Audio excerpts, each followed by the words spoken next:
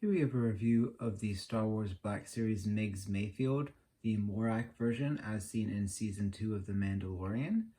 So for the front of the box, we do have a nice view at the figure. I do find it interesting that for this character, it is a removable helmet for him, but they have decided to show him with the helmet on in the packaging, which is different than what they've done for a lot of the other figures. So it's a unique choice for this character. On the side of the box, we do have the artwork with Migs with his helmet removed. On the back, we have that same artwork, some description on the character, legal at the bottom, nothing on the side, legal on the bottom of the box, view paint at the top. Here we have the one accessory for Migs Mayfield. He does come with a removable helmet, but that was packaged on his head, so I will review that with the figure. For his accessory, we do have a blaster rifle. There is a bit of detailing there, although it is a flat paint finish.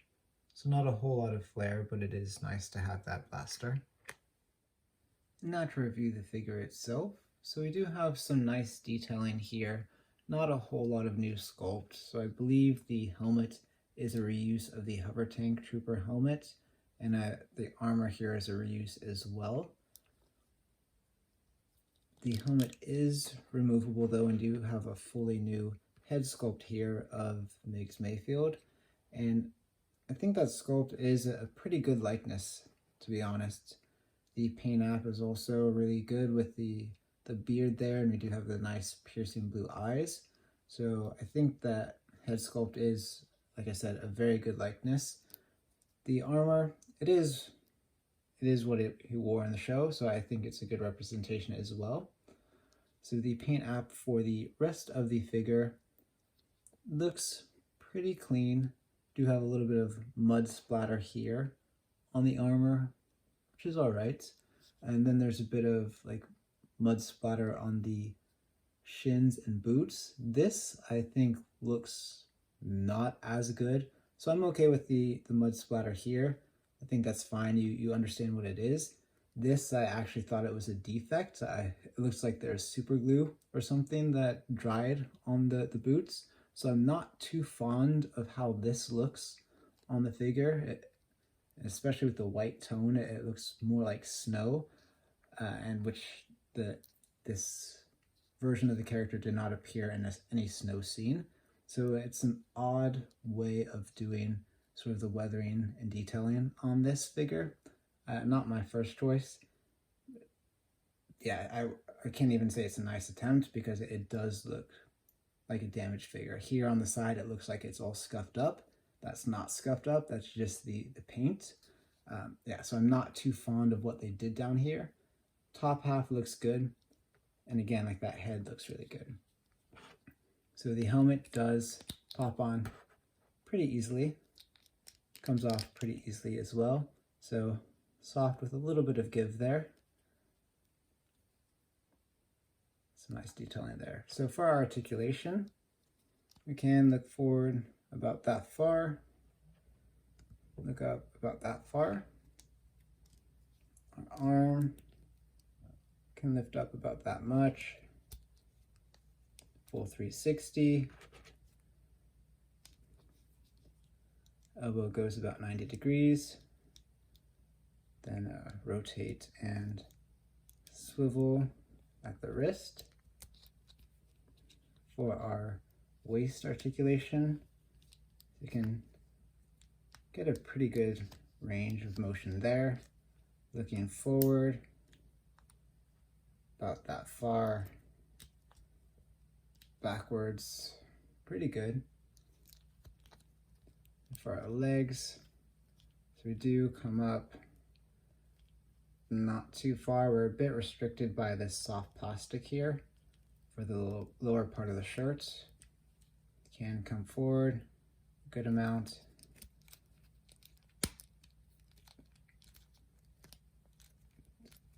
I don't know if it's just that leg that doesn't want to go backwards.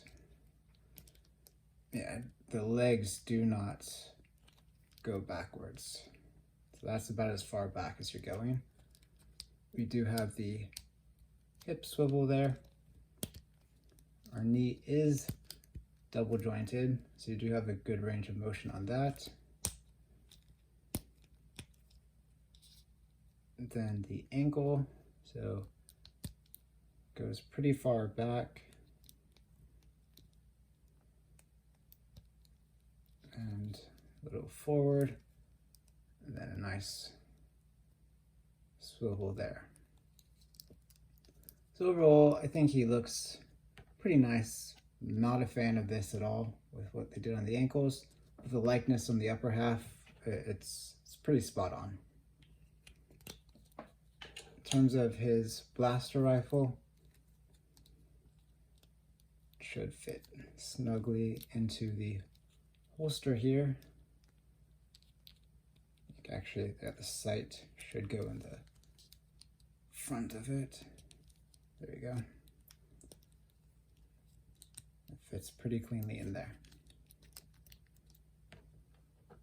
And for our height, Migs does stand at about 6 inches tall. And for our size comparisons, here he is next to Fennec Shand and Boba Fett Tython version.